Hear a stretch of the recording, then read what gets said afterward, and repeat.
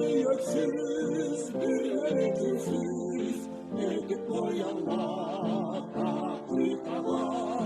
Bir göksüz, bir günsüz, edip boyama, kıytama. Onun için biz nalat veririz, ölümden kulluk etmeye. Tabiat içti, cengi asla, atamla azap tergeleye. Tabiat ismi cengi asla, atamla